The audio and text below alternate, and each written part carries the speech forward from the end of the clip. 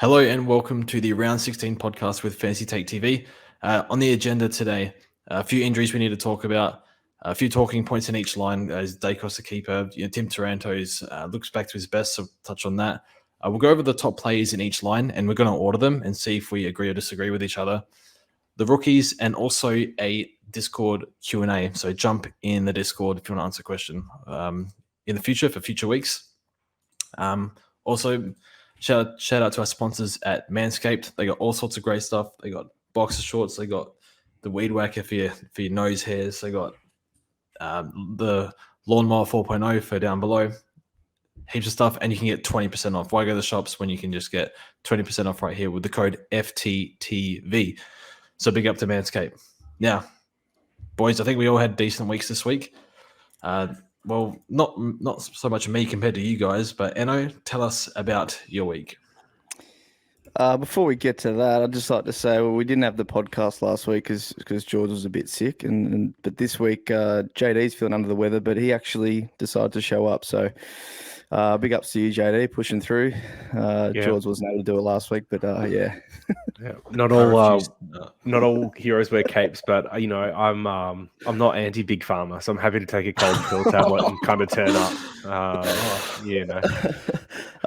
Anyway, regards to my week, mine was that bad. I actually had to take a Codral, but usually I avoid that stuff like a plague.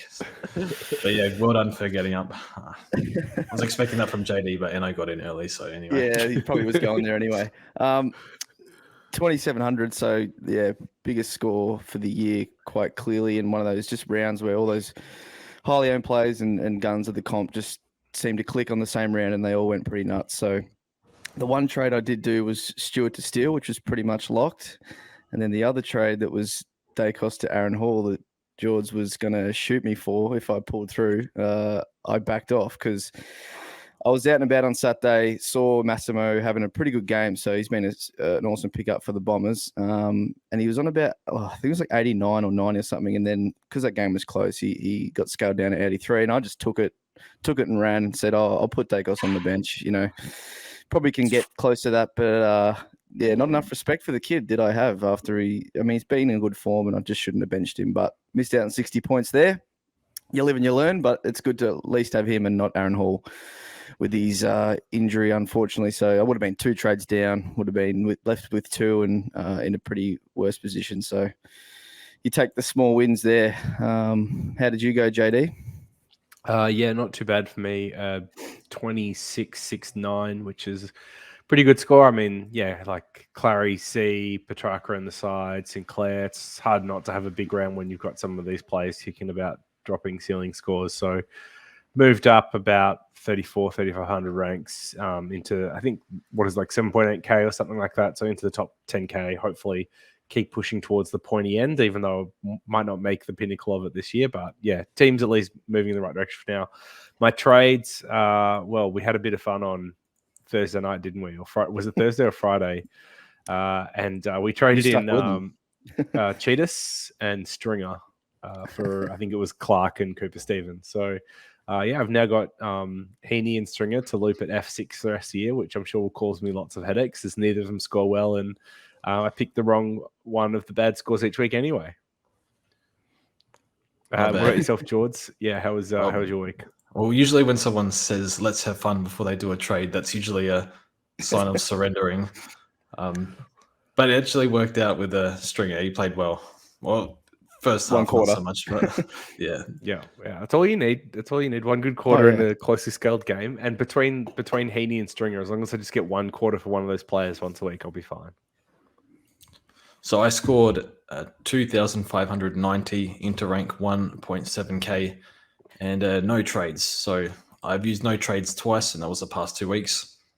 So yeah, this week, I think every week death riding Sean Darcy with Big O, it's just, I can't take having negative pods. It drives me nuts. So I just have to sit through it for another 7 weeks. Sinclair, even Merritt scored 3 goals. That was just fantastic. I always made fun of the people that went Zach Merritt. I would say in the Discord, all the broke Zach Merritt owners. Now I'm a broke Oscar McInerney owner, so that bit me on the ass. So you guys enjoyed that 3-goal haul in 140. Yeah, a special shout out to Luca as well, who's talking about Josh Kelly, the Royals Royce each week, and just quietly being outdone by little old humble Zach Merritt. So anyway, and he'll probably play every game, Zach Merritt. So see how that goes. So first things first is probably touch on the injuries this week. So basically, to put as Shandy I think put it, Christmas has come early for George. Watching all the players that I think thought were bad picks, not celebrating injuries or anything like that, but all the players that I thought were bad picks because of durability, they all capitulated at once. So those players were Treloar, Hall, Rich, Zorko. No one really picked Yo. Houston probably a bit unlucky. He doesn't have soft tissue history. So these guys, would you consider holding any of these players, Eno? I think Treloar would be the only one. Maybe Houston. I don't know what the injury. Well, I mean, we do these on Monday. We don't really know the full extent yet. I mean, guys like Rich, Zorko, Hall, they're all trades for me, no matter what. But Treloar, it was like a tight hammy at the end of the game. They sort of just put him on ice. He might get up. So I guess you just hold and hope. But Dan Houston, maybe he's at what price is he at? That probably comes into it. I should probably check that because if he's still if he's still at a decent price where you can get like a Bailey Dale and you have the trades to do it, I'd just do that. But yeah, those are the three guys. I mean, you say Christmas came early, Jules, but it probably wasn't early enough, was it really? I mean, Zorko killed us last year, so that was about 100 weeks too late. Rich, he's had a pretty decent year, but I don't actually know if he's going to be out. Like, maybe he's out, but not too long. And Hall, well, yeah, you're right, mate. I mean, it wasn't his hammy, though. That's the thing. It was a quad. But I guess they're all sort of related, those leg and lower body injuries. He hasn't had a good run, and he was just distraught on the bench. He's, I think you said it, it would have been pretty good if he found this position 6 years ago because he's really good at it, but it's just too little, sort of too late. And he just hasn't been able to condition himself to keep up. So hopefully he's back, but I think most of those guys are trades for me. Yeah, you missed talking about Heaney as well, who copped that corky to the quarter wave, and they're talking about him being sore as well, maybe whether he gets up or not. There was a quote today, JD, he's good, I believe. Yeah, he'll play through it. But this is a problem with Heaney. He plays through everything, right? And then his was very, very unlucky. Yes, it was. He basically collided, Yeah, it was Langford's knee into his quad, I think.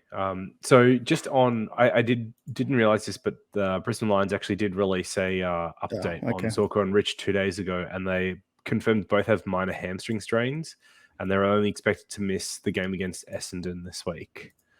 So they're potentially just 1 week injuries. If they were 1 weekers and they were coming back next week, guaranteed, would you be holding on to them? I think if you've only got 2 or 3 trades and you've got decent cover like D'Ambrosio, Ware Dacos, you probably would. You're probably forced to, yeah. I think there's a reasonable chance that Rich comes back and plays out the year. Although signs aren't good. He had a bit of hamstring awareness a few weeks ago. Now he's done it again, but it sounds like he isn't fully, if he's going to miss 1 or 2 weeks, and it's not that bad. I think there's a decent chance that Zorko and Hall bodies are shot. They've had a pretty bad run the past few weeks, so I would be getting the hell out of them. Zorko doesn't even train, doesn't he, by reports? He just rocks up and plays. Yeah, like he's managing. he's managing like, it's not even just he's managing like 3 different injuries, but he has been for 2 years. That's the thing.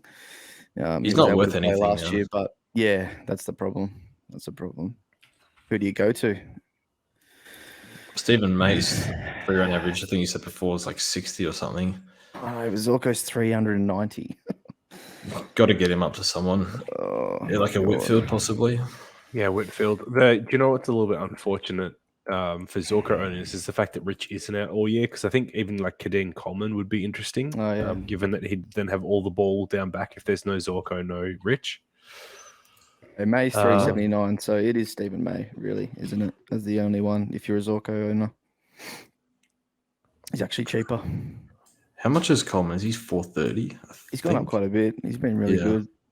Yeah, 430. So if you had cash, I'd maybe him. But I think Whitfield's probably still a better choice.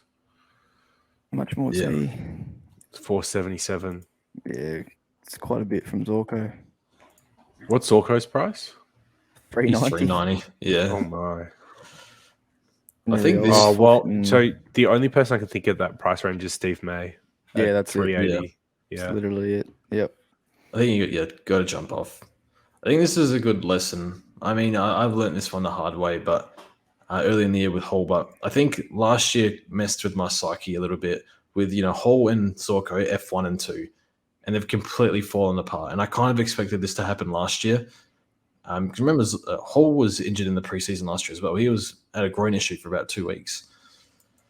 So I guess it's just a basic fundamental of the game. I think that over 30 soft tissue history, although it worked last year, it is severely backfired this year, and you're in a very, very bad spot unless you have a ton of trades left to try and fix these now. So out of all of them, probably I think Rich you can hold just because it sounds like his is on the much lower end, and he's played throughout the year, whereas Hall and Zorko are pretty short, I think. So I mean, Zorko's only expected to miss the week as well, but just problem is he's just come back off one of these as well, right? Like, and then Trelaw's probably a hold. I think he's does sounds like something minor. So see how he goes, but I don't think anything's been said on Trelaw yet.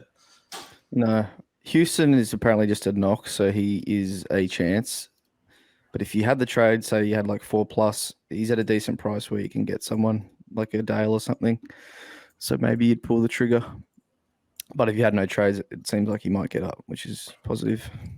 So Hall and Yo are definitely trades. Trelaw and Heaney both look like they'll play this week from the reports we've heard. And Houston as well. And then Rich and Zorko is 1 week away. And so I think it's probably yeah. Yeah, you'd probably try and get out of Zorko just because May's a good option. I don't know about Rich. I would probably just hold him, I guess.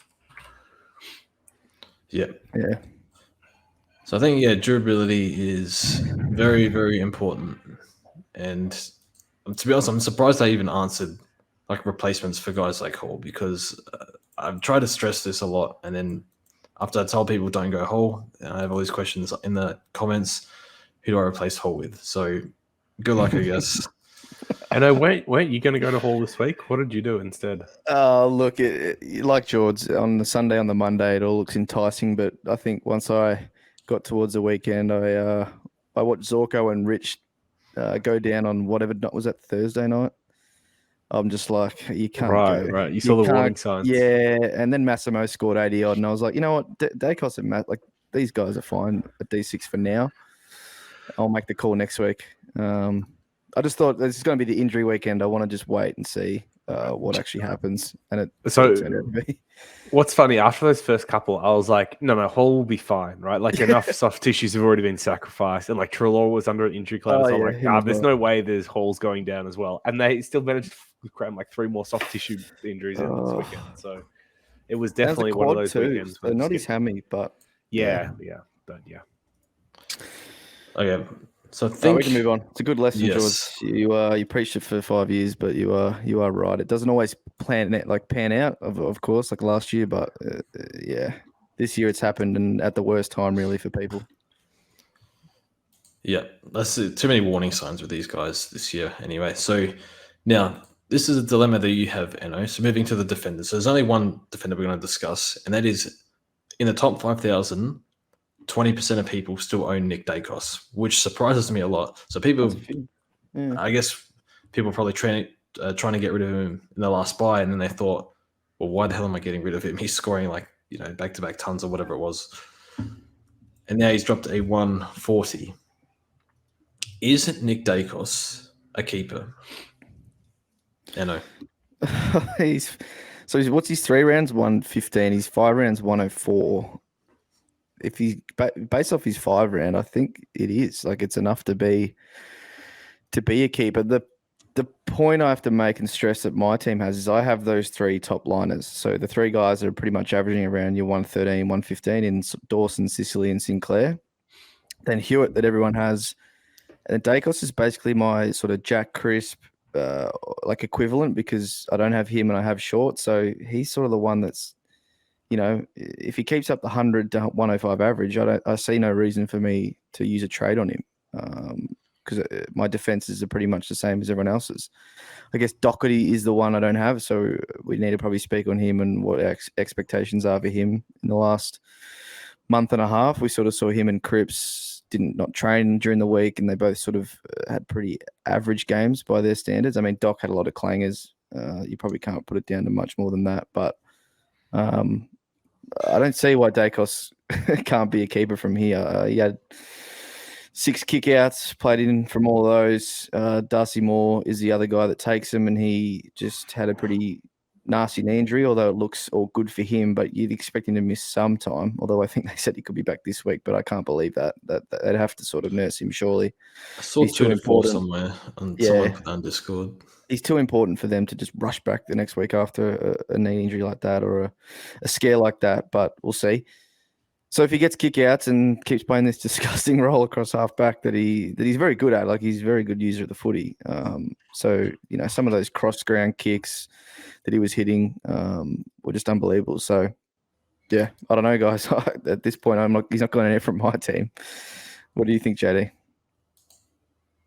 Well, I'm just trying to figure out what's changed with Collingwood's game plan to kind of free him up the way that they have.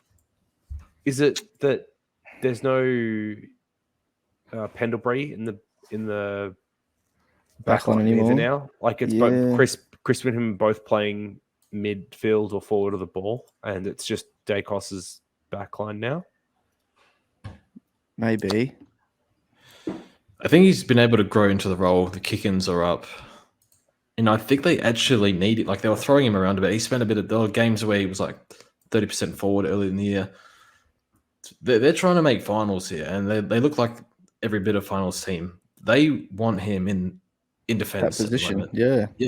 The Pendlebury's I was just looking at his CBA. He's all 60 plus the past 6 weeks or so. 6 weeks, yeah. I was Few of scrambling 80, to do the same to figure that out. So is Dacos got a monopoly on kick-ins now? Well, he had. Moore went down really late, right? So he already sort of had it this week, but the week before he didn't take any, and Darcy took. I mean, there was a lot of kickouts this week, more than usual. Yeah. But he's getting more of them. Yeah. So it was Darcy Moore and a little bit of Howe, but Howe didn't. Yeah, and then Dacos will take like 1 or 2 every week, pretty much. But now, thing is, Howe will come back, so he'll maybe take a few of Darcy Moore's. So look, he's got a share of them. It's not going to be like a full number 1, but he's at least got a share. He still looks like he's going to get just 25 to 30. I mean, at the end of the day, he had 37 with the kick-in, so he still had 30 without. So I think, like, realistically, right, Dacos isn't in my top 8 options, or probably top 9 options. But if you have to, you're forced into playing him at D6 at the moment to cover for Stewart, I actually think that's okay. I probably just wouldn't trade Stewart at the moment. I'd hold Dacos until Stewart's back. I think that's the positive. The 140 actually helps. He's got a 40 break even. He could get to 520, and then be almost not far of a swap to Stewart in 3 weeks or so, which is ridiculous. I think what plays into it is most people have Short. I think 80-90% of people in the top 5K. Are you getting rid of Short or Dacos? That's my problem now. Yeah. I guess I get to assess it. Well, I get to assess it, obviously, over the next 2 or 3. Dacos' role is better. Yeah, you're probably right. But Shorty might. It depends. If Shorty's going badly, I might not be able to get there. Yeah, and I think Shorty also plays North soon, so I might want to hold off 2 weeks. Yeah, I mean, he's got a 5-round average of 87 and a 3-round average of 83. Shorty, like it's pretty it's not dire good at the moment. It's not good, but he's my. That's the thing. He's in place of Cripps for me. Crisp. Sorry, it's like I have those all 3. At the very least, I have those 3 top liners, which I'm not sure what the total people would be having all 3 of them. But yeah, that's definitely makes it a bit easy to stomach. I think consensus is I think you can hold for now. Yeah, I think he stays for now. North this week, they're not going to go near him. Nope. So next, we'll move on to the mids, and just quickly, I only got 2 names here, but first, Callum Mills. So scored the 86. So I don't know how he scored 86, but started on a wing for a bit. Any concerns with Callum Mills, JD? Did you see the Sydney game? I They did played see the the Bombers, Sydney yes, game you because did. so that was one of the ones I watched. I have no idea what was going on with this game because even from the first centre bounce, he wasn't starting on the ball. They were playing him on a wing. So like the last few weeks, we'd seen him play on the ball or behind the ball. Once Swans had conceded a couple of quick goals. This time he's playing on the wing, which just the worst position of the lot for him by far. They did move him onto the ball a little bit late, especially when the game was like in crunch time. It just seemed like such a strange selection though that was used in this way. So only had 50% of CBAs, which is the lowest he's had in a few weeks. And just, didn't look up to it. I think Horse... so originally I was wondering if he was carrying something, like if his Achilles or ankle was playing up, and that's why I've seen this dip in form. Horse seemed to suggest he just had a bad game. What did you guys see? Unfortunately, I didn't see a whole lot, so I can't tell too much. But I think for the CBAs, like it's a bit like the Stringer, the Dusty thing, where they just want Papley in there for the first, just the first 10 seconds, get his bloody energy out, and then he goes back forward. So like, was Mills actually like still around the ball for most of the time? Like he still had 50%, but was he still around the ball as well? He did not touch the ball in the first half, basically. He got 2 chip marks down back, and that was basically it. It was just a bad game. I think he's carrying something is what I would put it down to, because, I mean, to be honest, he probably has all year with that Achilles, but he's just that good. He manages to find those games where he goes at 90% by foot. He's like a high Supercoach scorer, but maybe it's catching up to him. I think this is the thing with Doherty as well, is they had a limited preseason.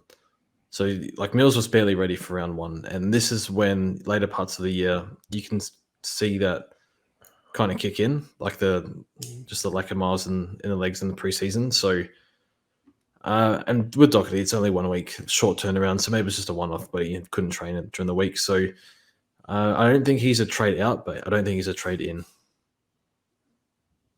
Yep. And then next, we'll touch on Jack Steele. So only the 6 contested possessions, but seems to have a pretty strong outside game. Calling for the ball, looks good. Kicked a nice goal as well. What are your expectations for Jack Steele? Is he in the, do you think he'll go a 120 plus from here on out? I'd probably say 115, closer to. The tackle numbers are what's positive for me. Or was it like 10 last week, 9 this week? Nine. So the contested balls down. Not sure why. Maybe Brad Crouch and others doing the work, but the tackle numbers give you a bit of hope that the shoulder is good. So I'm happy with him. Maybe not 120s, but I think 115, somewhere around there. Yeah, I think it's important to note that Carlton are one of the teams that are better at restricting midfield scores than others, or at least they were through the first part of the year. So to see Steele have a down game contested ball-wise, disposal-wise, second game back, I don't think is that surprising. But the tackle numbers are really promising. There was one quarter there where he just seemed to rack them up over and over again. Yeah. I would say I've probably got him around that 115 to 120 mark from here on out, and definitely someone I would love to have at my M8 position over some of the others that I've currently got. Agreed. Would love to have Jack Steele over Paddy Cripps, but can't. Not in position. One particular. Get him a bit cheaper next year. The only thing that's worth noting is they do have a fairly tough fixture still to come, St Kilda. So you've still got Freo, Dogs, Geelong, Brisbane, Swans. So 5 pretty tough games in there. Yeah.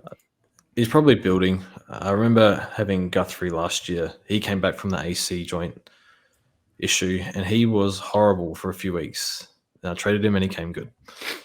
So you'd think that most of them are at Marvel. That's a good thing. So Saints are a 5-goal better team at Marvel for whatever reason. So finally, I think we'll touch on one forward, Tim Taranto, for I want to say 430k, something like that. So pretty cheap for what he can do. I think a lot of us were planning at the start of the year get Timmy in after his bye, but he's Pains me so been much injured. because it was Heaney or Taranto last week for me, and I ended up wussing out and going Heaney. I think I told you to Taranto. go Heaney. I would have gone Heaney. I should have gone Taranto. I knew it too. I just didn't back my judgment.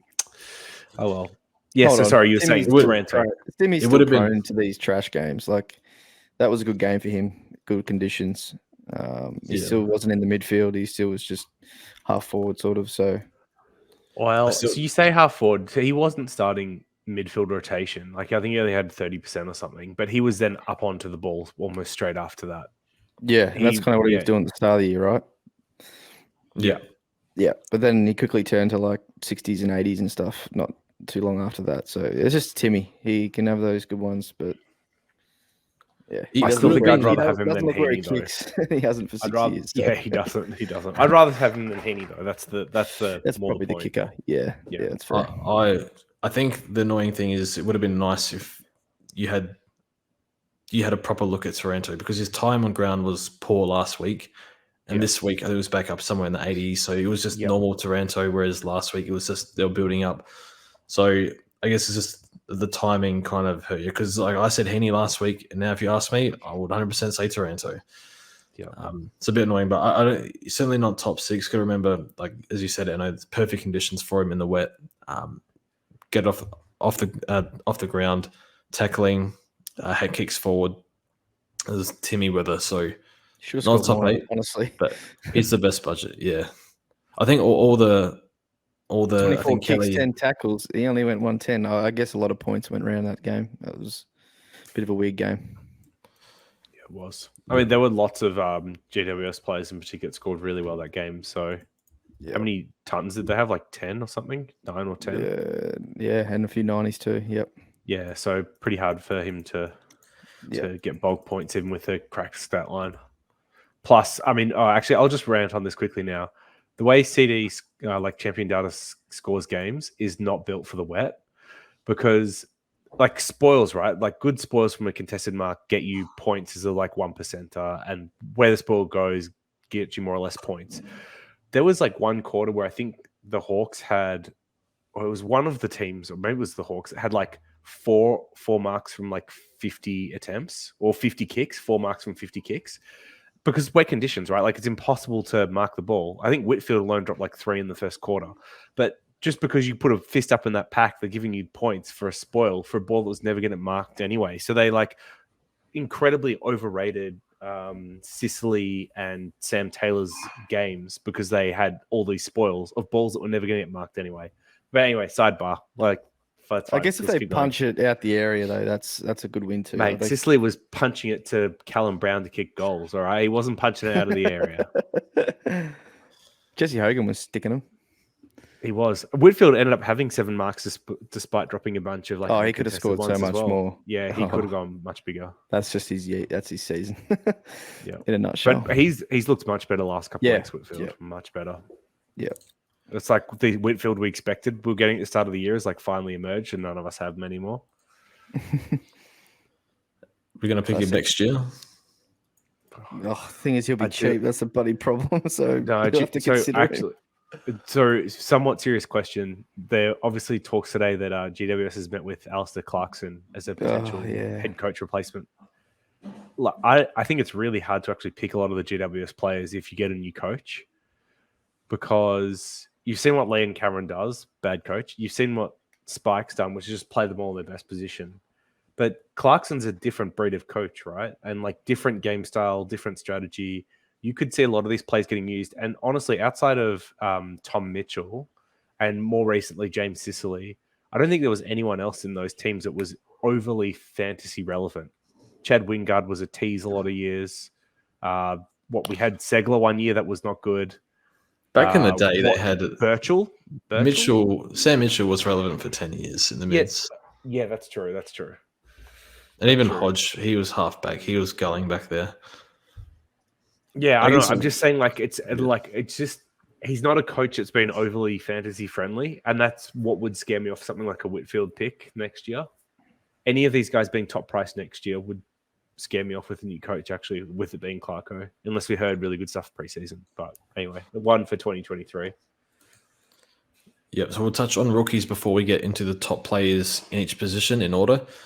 So we have a few names here. So Bedendo, I think he's the best one for the Dogs, 123k. I accidentally traded him in fantasy. We were doing the live and I forgot to reverse it because I was going to go to Cheetahs, but I think that's actually worked out for me. Yeah, much better move for you on that one. Yeah. So he looked good. He probably a bit better in the first 3 quarters. I think fourth quarter, the entire Dogs, they were just out the game. The Lions got on top. But I thought he looked good. Took a few marks around the ground. I can't remember if he kicked a goal or not. I don't think he did, but he looked dangerous when he got the ball. Did. He kicked a goal.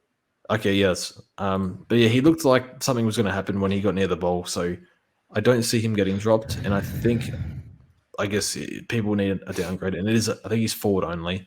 So people probably want DPP. So if you're looking for somebody that's 123k and you don't need to go down to 102k, yeah, he's the one I like the most. There's one that I like more. Jace Burgoyne from Port, 117.3k mid defender. I think he scored a 65. Took Riley Bonner's role across like halfback and defense. Bonner's out for another, I think, 3 weeks with a cheek injury. So looks like he's got some good short-term job security. Looked really good at the level. Was one of Port's, I wouldn't say better players, but was definitely like not in their bottom few. So yeah, I like him going forward as an option. They got an injury too, right? Lockie Jones, although he's been playing forward. But yeah, he had a hammy. And then you got Houston as well, but he should be playing right. And how Jimmy, I was calling this man Jimmy Turnstile last week because I thought he'd be going straight out of the team, but he actually played well on Thursday. Jimmy Tunstall. Oh, he did. Didn't he score really well He too? kicked a goal too. Yeah, he scored 70 odd. So he's a mid only. So maybe one to look at. But I guess. Oh, actually no, they got a couple of injuries too, didn't they? Of course, with those two boys. So he's definitely staying in for at least this week. Yeah, maybe 11 touches. I thought he played better than 11 touches, though.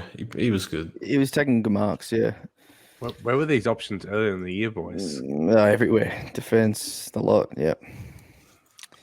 So actually, I completely forgot about Burgoyne, but I think given injuries, defender mid and a little bit cheaper, he's probably the one you go to out of the lot. Although I think Tunstall will keep playing for a bit. So they all look like okay-ish options. And then the 2 Gold Coast boys, Chidas, and I don't know his name, but his nickname is Ace, so we'll call him Big Ace. Yeah, I don't know how to say that. They played like a combined 70 tog to get combined. Like, what the hell's that? Yeah, I can't make sense for that. So I think they're just avoids. I guess look at them next week, possibly, if they get more game time. It's like being a player down, basically, isn't it? Yeah, basically. 2 players. What are you doing, Stewie? Far out. They got like run over the top of. Like, this is weird. Anyway. So that's the rookies. Now, Jackson, if you're feeling up to it with your sore throat and whatever, would you like to go through the top players in each position that you've listed? Okay. These weren't really meant to be ordered, but they like roughly are.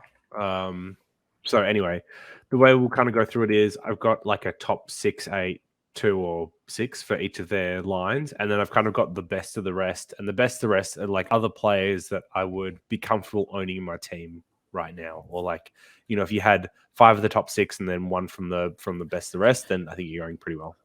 All right. So in defense, we've got Dawson, Sicily, Sinclair, Doherty, Hewitt. And then at number 6, we've got Dale.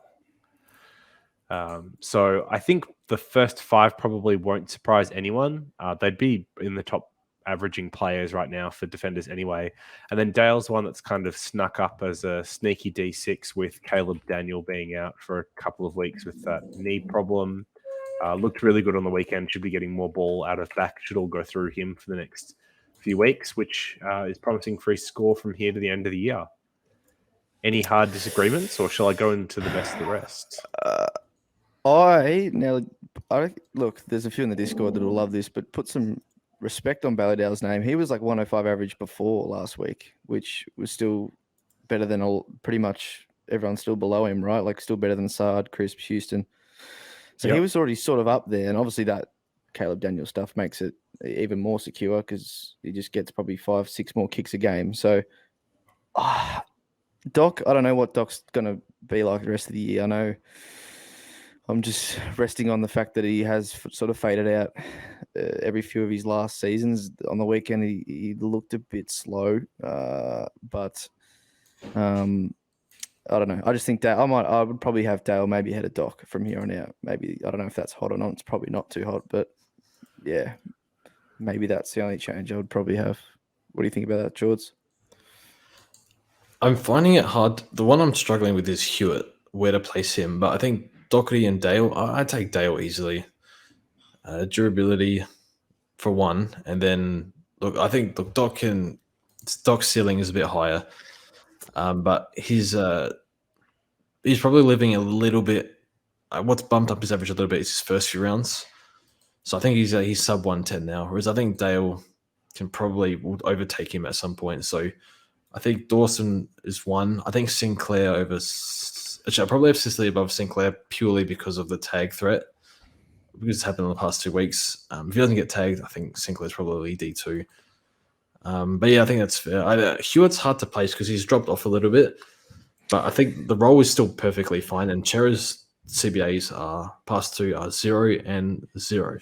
Yeah, I think 100 fantasy, so he's not. Yeah, he's still really good. Yeah, I mean, I think if 2 were to drop off out of this list on recent form, would have to be Hewitt and Doherty, who have the weakest kind of 3-round and 5-round averages of the list we've gone through so far.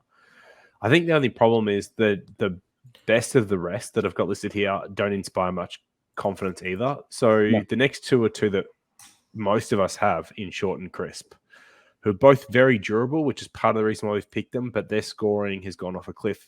Short in particular has got a 3-round average of 83, 5-round average of 87.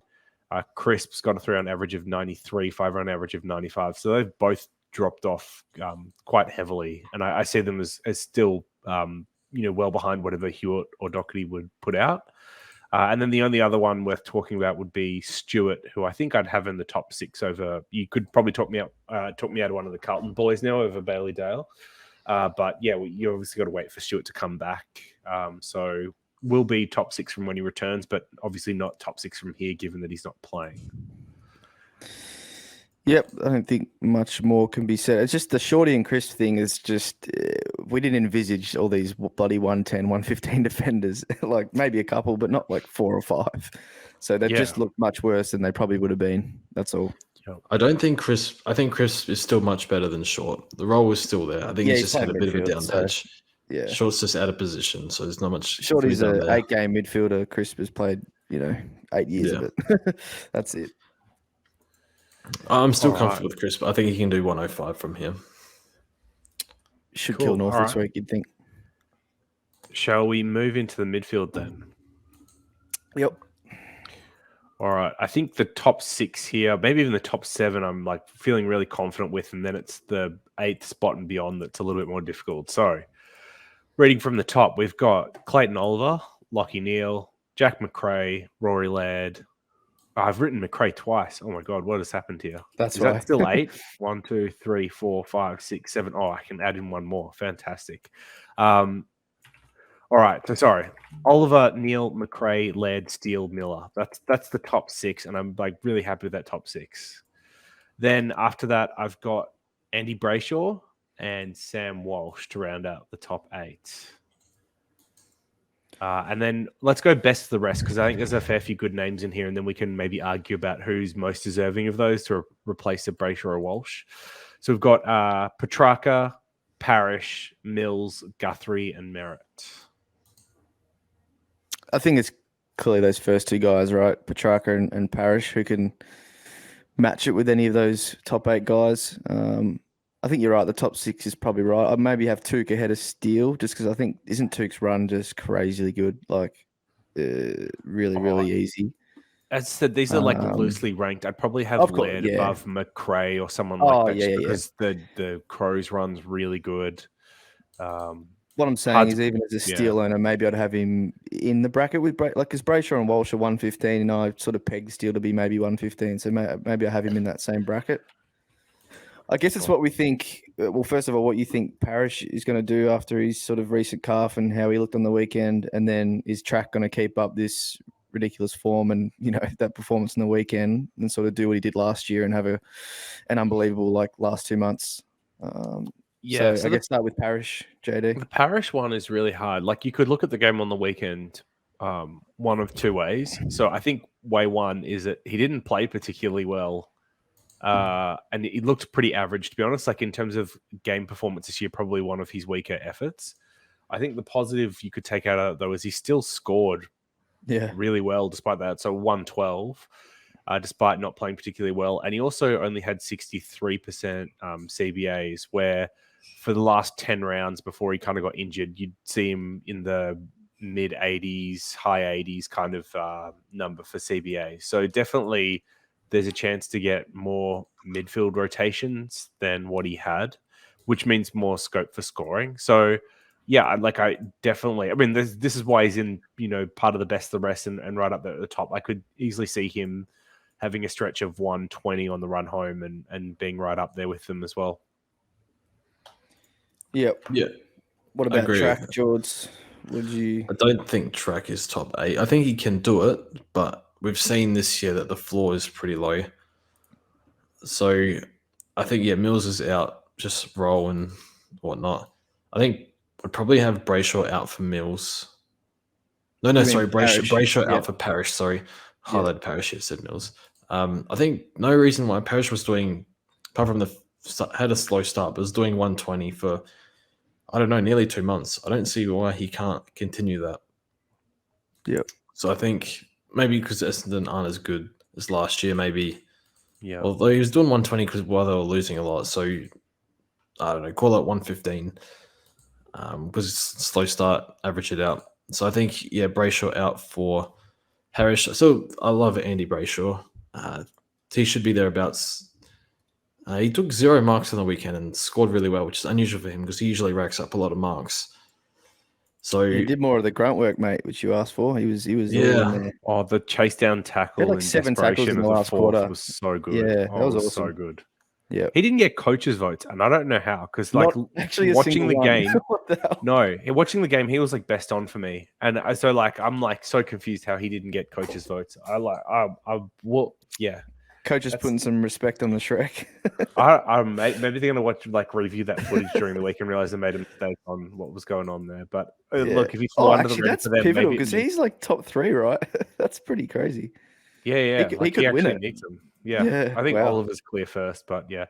So just by the way, for on Petrarca, right? So his average for the year is 112, and that includes that 3-game stretch in the middle where he had a 75 average because he was he had sick. Did he have the flu, or he had a problem with his knee or something?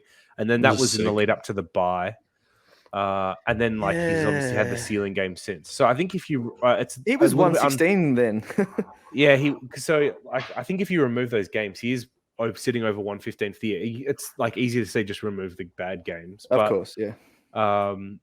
Yeah, I don't know. Had reasons. I feel like he is one that is right up there. Probably the only other thing that's worth drawing attention to with this mid list is the bigger mission here is Cripps, who we're all pretty high on earlier in the year, but he's fallen off pretty heavily and just doesn't look like a good option from here on out. No, it was a trap. Fell for it. Yep, I was never high. I was just. To be honest, good starting pick though. Yeah, the pick as a starting pick, he worked out very well. And if you could trade him now to Steele, it would have been perfect. But I think, unfortunately, a lot of people like me are going to be stuck with him from here to the end, and it's going to be a little bit unfortunate. There's some of these others you'd just much rather have actually. Yep. Ruck line. What we got? Rucks. So there's probably only about 4 relevant players here with the injuries, and we're going to assume that Gawn is back this week. We're also not including English or Cameron here because they could be selected as forwards. So I think the 2 rucks, 1 and 2, is Darcy and Gawn. And then best of the rest is Wits, and let's throw in Nankervis as well. Maybe even Rob. Yeah. Just because Rob's Crow's been fixtures. alright. Yeah, he's there, and Crow's fixture's good. So, all right. So let's start from the top though. Darcy and Gawn as R1 and R2 from here. Would either of you advocate to put Wits in instead?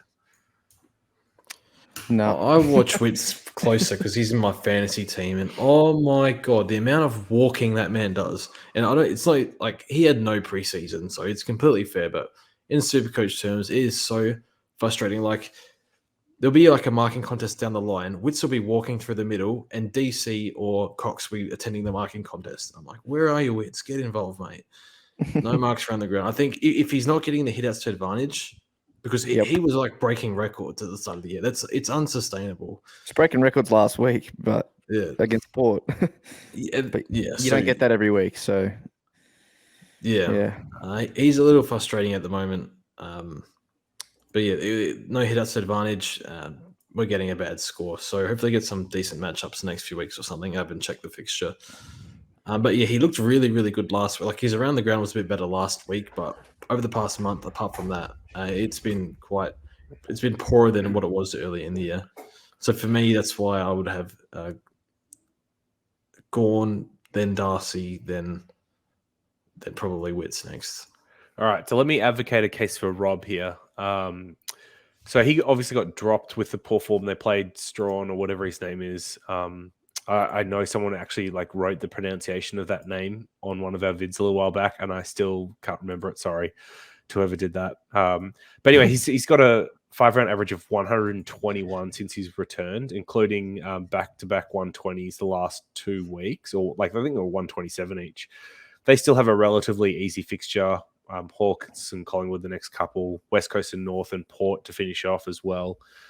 O'Brien looks like a really promising option instead of someone like Wits. Would you consider putting him up there instead of Wits as a R3 maybe?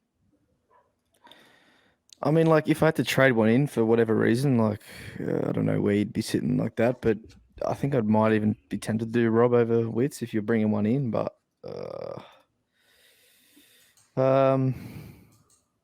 it's much. I'd much rather have obviously Darcy and Gawn, but you could make a case for Rob over Wits. It shows how low we are on Wits now.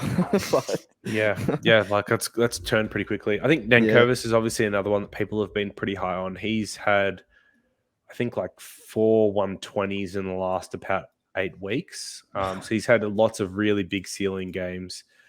But I think with Nankervis, he's got Wits, Goldstein, and then Darcy, and then Big O in the next 4. So he's played all the easy rucks now. He's actually got a lot of the harder rucks, so less high on Nankervis. And then some people may be asking about Nick Nat after returning with a 119. Obviously, we've seen that he can be one of the top scoring points per minute rucks in the league. But with his injury history and most as being low on trades, probably the hardest one to advocate for of anyone that we've kind of mentioned so far. Yep. He's also fully priced. He's nearly 600k. So I think you could do worse than Nick Nat though.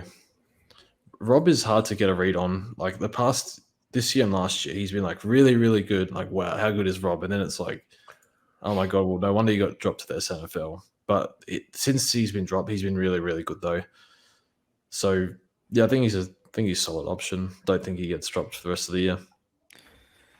Just quickly with Max, he's had an injury now. Does he get sort of managed more? Because they want to pre-prime him for finals, right? So, I mean, Max can score still playing half as a forward, to be honest. But he's just had the syndesmosis. He's kind of coming back a bit early from too. He's only been out 2 or 3. I think he says he feels good. Yeah, he always says that. Do you worry the last few rounds, him sort of just, falling to Jackson for a bit?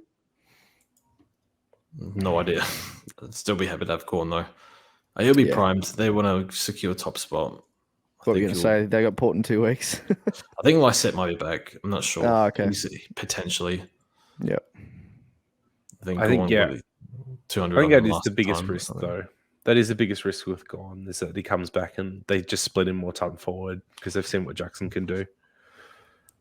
But I don't know, Yeah. like this game, he's probably going to come back without Jackson, I assume. I don't know. Do we ever get I think confirmed there's a whether report Jackson they both- might English be is still both on week? back. Both Yeah, tests. okay. Yeah. yeah. So we don't know for sure, but yeah. I mean, if Jackson's coming back off injury as well, then like probably they just go back to what they were.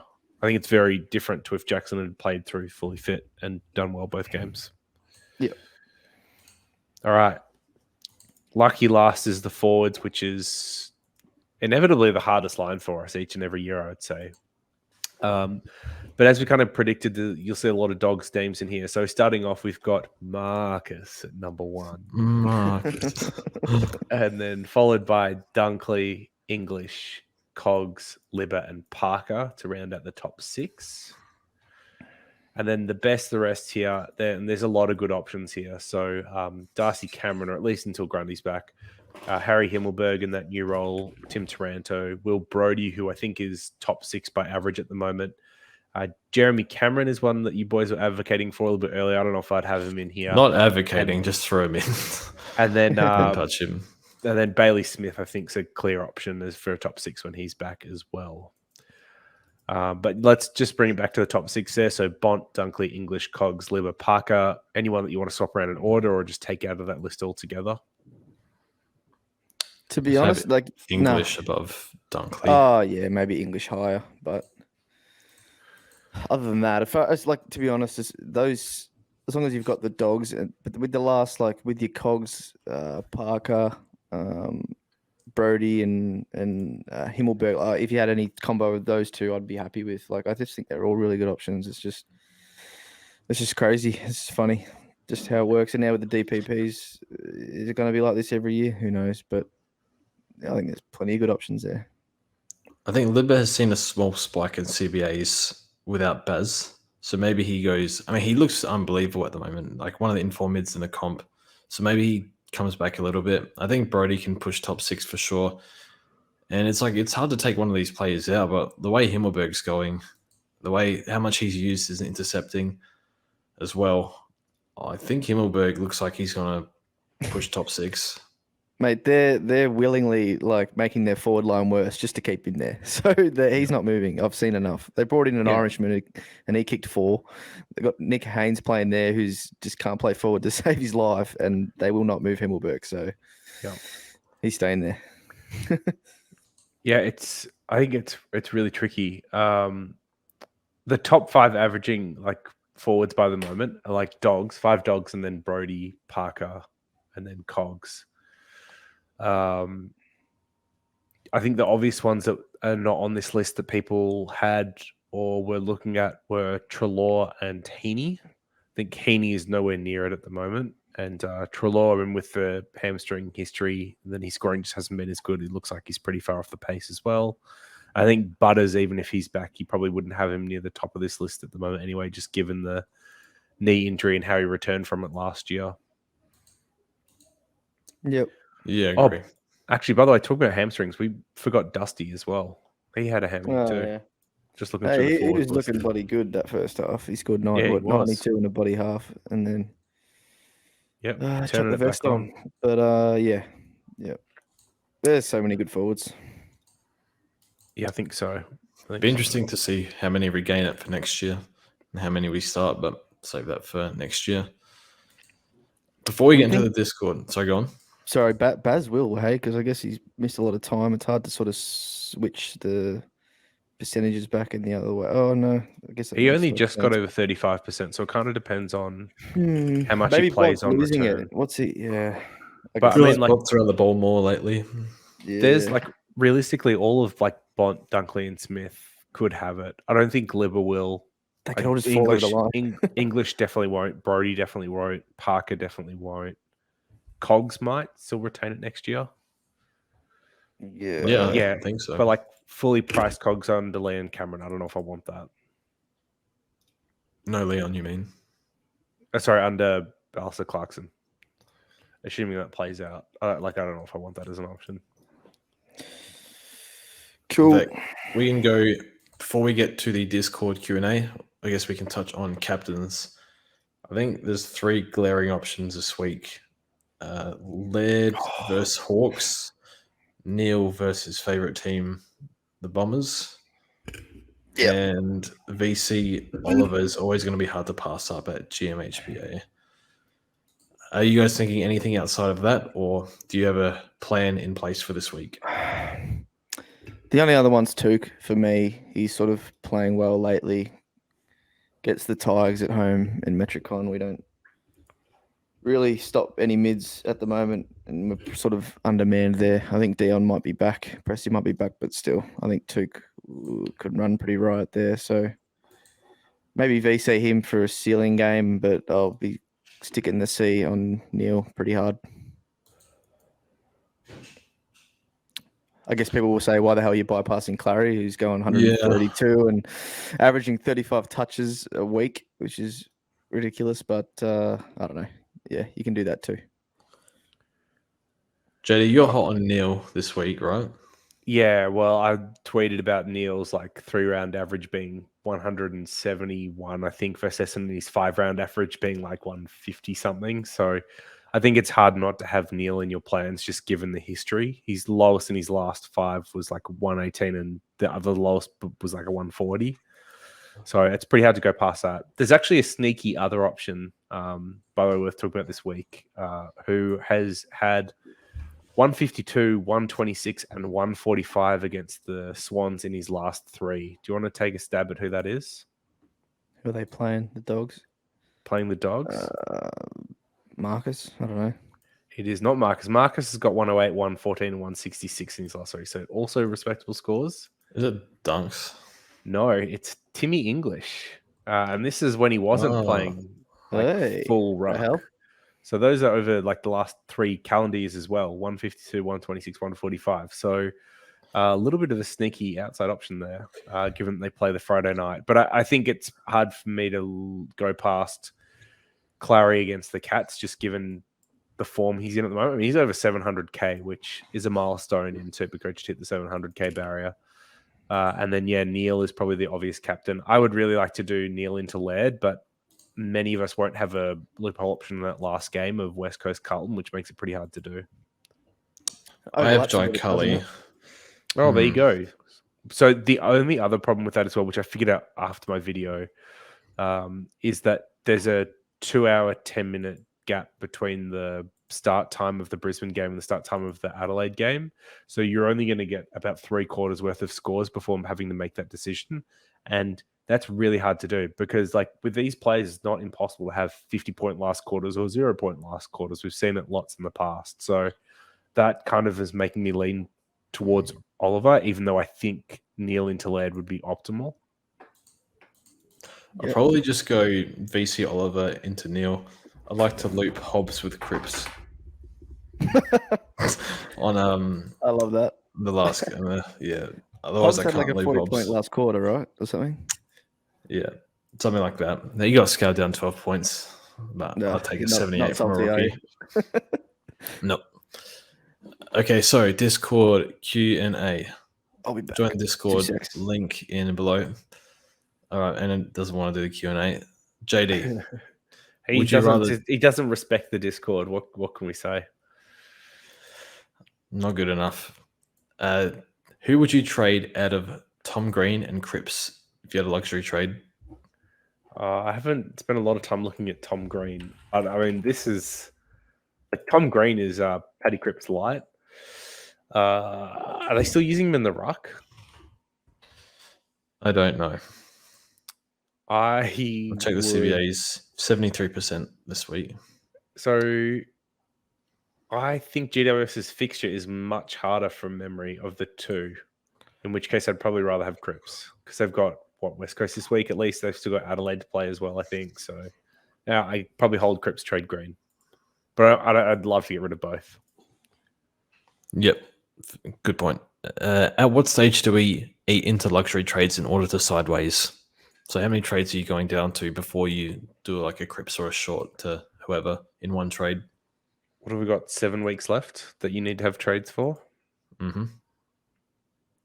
I'd probably still want to have 3 at the end of this week, ideally. And then if you've got 3 with 6 weeks to go and no injuries, maybe you can use one then. If you're at 4 or 5, then I'd be like comfortable getting rid of Cripps to Steele this week or something like that. Or short up to whoever. Like, I think you could definitely do that this week if you still had 4 or 5. Depends on how aggressive you want to be, of course, and whether you're playing for cash league finals and all that as well. Because if you are playing for league finals and you want to hold more trades, like doing the luxuries now usually isn't worth it, especially if you're already going to secure a spot in your finals. Yep, so there's a few trades. I think the first 4 questions are all how many should we hold and trade and whatnot before we do luxuries. I want to jump in here. I would be aggressive as hell and go down to 2 if it got me a player I want. If you could get like a short to a Dawson or something and go down to 2 instead of 3, I'd actually do that. I think that's 30 points a week from what it looks like. Yeah, if I had 3 trades this week and could go from Crips to Steele in one, I probably would. But I really like Steele. Okay, well, I've got 4. Can I do Crips to lead by using 2? I would. I probably wouldn't. I don't know. It's hard. I Going guess down so. to 2, I don't like. I'll be honest. How much cover have you got? I know you're saying it, George, but that's because you already have 2. You're trying to bring everyone with you. Join me. We'll go down together. He tricked me last week, Anno, and I don't like looking at 2 trades because I know I can't do anything for the rest of the year. Yeah, see, I want to hold my 4, but yeah. Well, we'll have fun when Led puts 60 on Crips this week. Yeah, okay. You're going bigger. You settle down. Just go back to that every time I say something. Yep. Who should we trade out of Heaney and... Okay, so he's listed 4 players here. Heaney, Ridley, Short, Cripps. So Heaney or Ridley, who would you get rid of first? I mean, depends who you can get, of course, but Heaney? Yeah, probably Heaney. Ridge has been all right, hasn't he? Not like setting the world on fire, but he hasn't been terrible. Yeah, I think his last 5 have still been roughly better than Heaney's from memory. So yeah, I'd probably get rid of Heaney, keep Ridley. Short or Cripps, who are we getting rid of first? Oh, it's my dilemma. Cripps. Yeah, I think get rid of Cripps. Okay, next question is... I mean, they're both losing 20 points a week at the moment over who you'd ideally have. Yeah. See, like I said before, it depends if you've got all the top defenders, who are you going shorty to? Right. Like, yeah, if you've already got Yeah, Dawson, Sinclair, Doherty, Sicily. Oh, even Doherty's probably not in there. So if you've got Sicily, Dawson, Sinclair, yeah, you're really not missing out on... Yeah, whereas like your Cripps to Steele is easy, like upgrade. Yeah, I don't know. Yeah. Now, would you rather say a weaker D6 or M8 or F6? So say you had like a player that you could get to is an extra 20 points and like a weaker position, or would you rather like an F7 M9? That makes sense there. Would you rather a weaker premium or a stronger M7? Sorry, M8 F9. No, oh my god. You know what saying letters and numbers. Dyslexic fully coming out. Better bench cover or a premium bench cover or a better premium on the field? I think if you've got the trades, it's just generally better to have the extra premium on field because if you have an injury, you just sideways them rather than using your bench cover. But you could loop that player with another player. Yeah, so I think that only works if you've got a bad player on field, right? Because like, say I brought in Stringer, right, and I could loop him, but I've got what do you mean? The five dogs mids and Brody. I realistically never expect to use Stringer's score, so looping him there is not useful if I just had the better F6. Yeah, so I guess it depends on your situation. It does always, I guess, with the trades left and whatnot, but. Trust me, I tried looping Heaney and Tom Hawkins 3 years ago, and they always scored 50 on the same round or 130 on the same round. Did my head in. I'd rather just have the better primo. Yeah. Got one from Theo here. Would you sideways Short to May? No. I should have read that one out. Someone asks, who should I trade Hall to for under 500k? I'm not answering this, but you guys can go. So we went over this anyway. Whitfield, May, Short, I guess. Yeah, stick with those. I don't think there'd be too many others. What Stewie about asks, coming? Oh, if you can afford coming, yeah, he'd be the best. should Oh, I? yeah. Yep. Sorry. Yep. He's 470. Okay, this guy has 3 trades left, including Darcy Cameron. But he has Heaney. He wants to get rid of Heaney. Should he go down to 2? Yep. Yeah, if you want to get rid of Heaney, then get rid of him. Because he's got Heaney and Cameron, so he's probably missing one of the dogs or someone like that. Assuming he has Brody as well. So. But he has to get rid of Cameron. So it's basically going down to 1. Oh, no, hold on. We don't have to get rid of Cameron. So are you planning to hold him through the Grundy? Yeah, hell yeah. That'd be stupid to like plonk him forward after what he's doing. And Grundy doesn't sound too hot either. Like They keep pushing back the fact his they just return. he keeps being a month every week. It just makes me think he's not going too great. But I wouldn't worry about Cameron. It might be like a 2-round thing. Whereas if you still got 1 trade, maybe you just take the risk with 2 rounds to go and use it. So I wouldn't worry about it. Someone asked, should I trade Ridley? Yeah, I think he's fine to trade if you can. Did we cover whether you trade Ridley or Short? Probably hold Short still. If it's between those two, yeah, I'd trade Ridley. But Diamond says, looking back with hindsight, what would your starting team look like? I don't think we have all day for that. oh god, I mean, we could maybe do that on a Another time. podcast later, like last couple of rounds. Dawson. Everyone would have Dawson. Yeah, they should have seen that anyway. Someone asks, is it bad to barrack for Essendon? Or what is it like to barrack for Essendon? Bad in what sense? Like you don't get to enjoy most of your weekends because we don't play well? Like, yeah, in that sense, it's bad.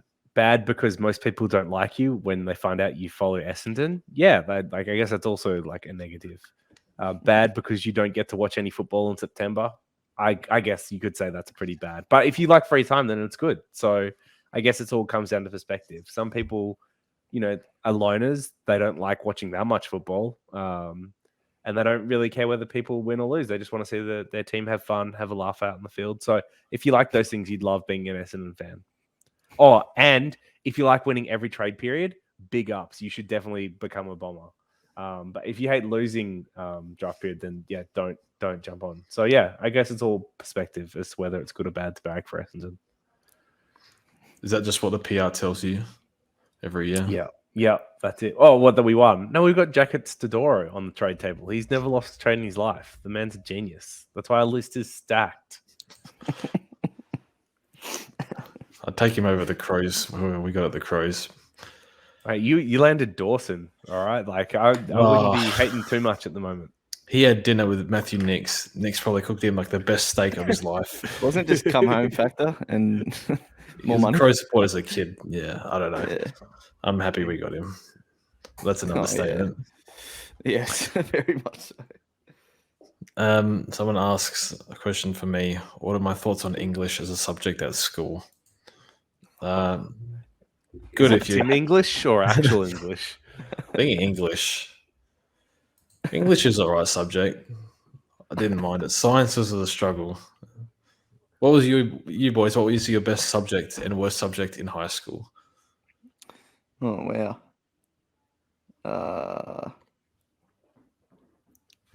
I was right at maths, but not like the advanced ones. Like further in the middle one, I wasn't. I was all right at, but worst probably was English, to be honest. Don't like big words and stuff like that. Yeah. My like for year 12, my best subject after scaling was specialist maths, I'm pretty sure. My worst subject for year 12 was English, I think. Like I did okay, but definitely wasn't my best. I remember like the only good part about English in year 12 was like we got graded for a presentation and you could pick any topic. You just had to speak for 10 minutes. And so I like cut together like highlights of me playing WoW and did a presentation on WoW for 10 minutes. And it was the only English project I ever got an A+ on. Teacher loved it. I think it was talking about gaming addiction was the theme for it. And at the end, she's like, "Oh yeah, I'd rather my kids smoked weed than played WoW." I'm like, "Haha, yeah, that's yeah." And then before that, my worst subject was French. So I really wish I could speak more than one language. Just never good at it. And what I used to do, I was straight A's in French, and then I dropped it in year 9, which I think was the first year we could drop it. And the teacher was so confused as to why I wanted to drop French. But for all our tests, I would have the pencil case and then have a pen stuck in it and have the cheat sheet with all the French words in it. And so that's why I nailed it. I was just willing to cheat to get good grades. And then as soon as then I just dropped it as quick as I could because I knew I wasn't any good at it, and persisting with it wasn't going to be good. So yeah, got out of French pretty quickly. That was genuinely my worst subject, as much as I'd like to be able to speak French. I did Indonesian. Did you do any languages, George? I was in a small Italian class. I didn't pay much attention. I was always said to my old man, why don't you speak Italian at home? He's like, that. Nah. Nah. It's literally any other person that speaks Italian, he'll no English, not a single word of English is spoken. But around the family, no, doesn't want to speak it. Yeah. The other language I did was Japanese, which I persisted longer. I did a homestay over there for a couple of weeks. That was pretty sick. But yeah, dropped that once it started counting for VCE. Too hard to write the notes in the pencil case for Japanese. Yeah, much harder. Much harder. Someone asks, how many questions do we get? 1, and he's already used it, so fair luck. Dacos next year, starting him. Yes or no? 1 word. Or maybe. 1 word. Yeah, maybe. It's a good 1 word. Cop out. I'll stick with yes, but yeah. I would say unlikely. Would you bring in Max Gawn off the bat in this week for people that might have held a Jackson donut or whatever, couldn't get him up? So, I guess the interesting question here, because it's kind of relevant to my fantasy team, George, is English and Gawn both back this week.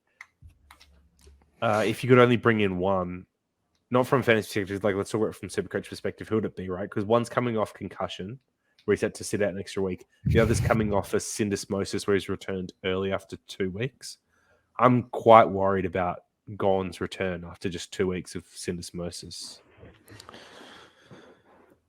I hate predicting these things because I think English was going 120, low 120s. Gawn was about 120.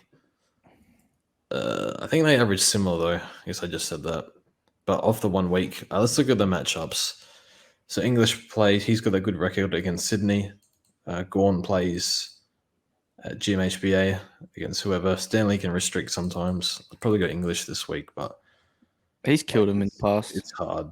Yeah, Gawn actually has a good track record against them as well. 159, 135, 141 the last 3. But they were all played at... Oh, wait, no, 2 of those were at MCG. And he kicked 5 goals in a bloody quarter against him in the finals. Yeah. Whatever that was. I don't know. Gawn, I guess. I think he's fine to bring in straight away, but in terms of which one out of the 2 this week, I think Gawn will be he'll be hungry. He was pissed off. Remember that time when he went to the bench? He's not many prouder men than Max Gawn in the AFL. He'll be good. And it's a big game against Geelong. He'll rise to the occasion, and they'll need him to rock. Because I know we're saying Gawn is underdone. Well, so is Jackson. Yep.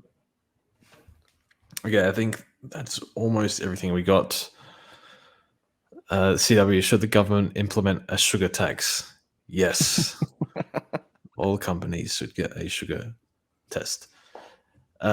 Last question from Paul, who's probably the best player in our Discord, just consistently. I think it was top 20 last year, I think. He's just always around the mark.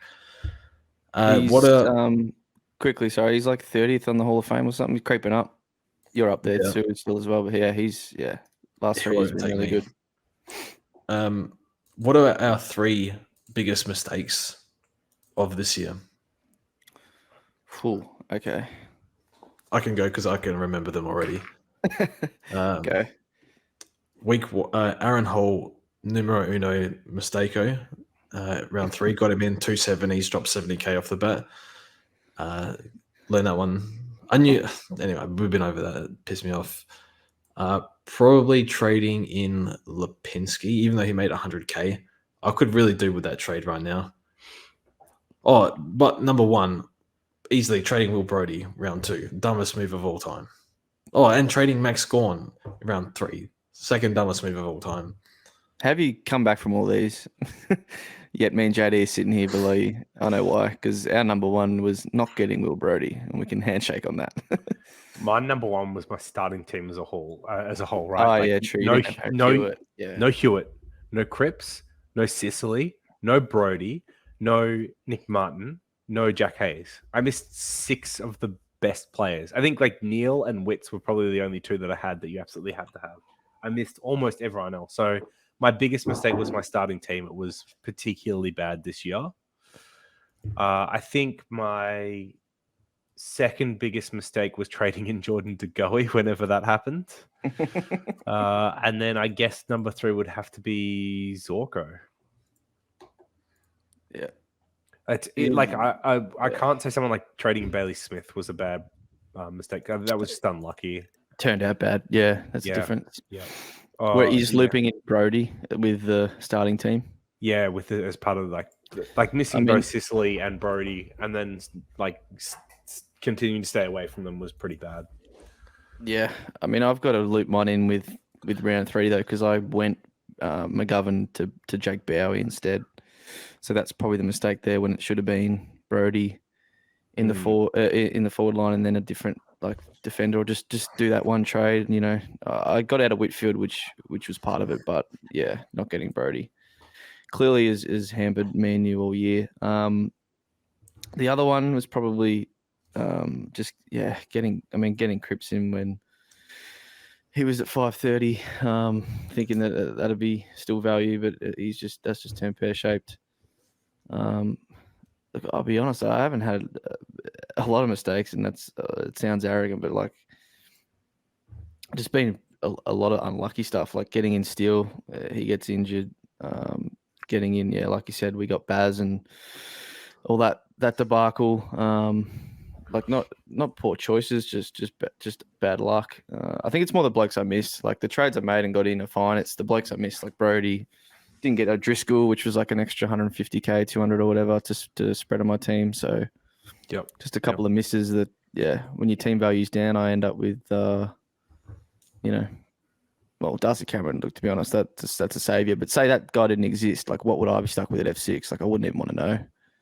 Would not even want to know. Maybe Heaney and Stringer. Oh, like who would it be? Seriously. Yeah, I think like honestly, my starting team was so bad that rank is actually kind of okay given how bad my team was.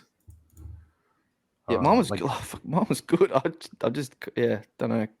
Like 7 rounds in, I was ranked 27k, I want to say, and that was.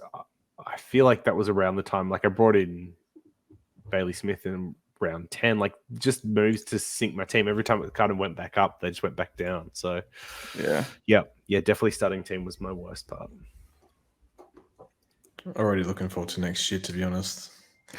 I don't know. Don't wish this year away. We've got 7 more rounds of AFL fantasy to go. That I'm looking forward to. FPL vids coming soon, boys. Sounds good. So good luck on the car. I say hat chase. It's a bloody car chase now. Yeah, JD. Wow. So good luck with that. And then NO, hopefully you can back up your top 100 at 8 million or whatever it was, top 50 at 8 million. So wouldn't want to. What gets the hat, JD? Is it top 50 or 100? Top 100, and you get a hat with I think it's the number that you finish. So it's not just about getting top 100. You kind of want to get like a cool number as well. Why can't Supercoach do something like that? What? Sorry. Why can't Supercoach do something like that? Yeah. I mean, like you get socks, but no one sees socks. You get the tracksuit for the top 10, but yeah, that is pretty cool. Yeah, you're right. They did a hat a few years ago for top 1k. Nothing this year. They just did like KFC and key rings and socks and stuff. Yeah, but I'm guessing the hat wouldn't have been numbered like the fantasy one, and that's what's kind of cool. Like you get it with your number. I actually left mine in Moonta, but I got it back. Moonta is like 90 minutes away from Adelaide. Oh, On a fishing trip, but Where have you got one of these Supercoach hats? yeah, it's around somewhere. Not here on me right now, but I'll bring it out. Maybe maybe next. Yeah, maybe next pod. KFC vouchers aren't any good. There's no lettuce anyway. Oh, cabbage is disgusting. I think we can wrap it up. So here we go. This week, I think teams all finished basically now, so it's see how many points. You guys can bloody catch me, I think, if Oscar doesn't do good, but we'll see how we go. But anyway, pleasure as always, boys. Pleasure's ours. Been a pleasure. Thanks, George. Thanks everyone for tuning in, and we'll see you guys soon.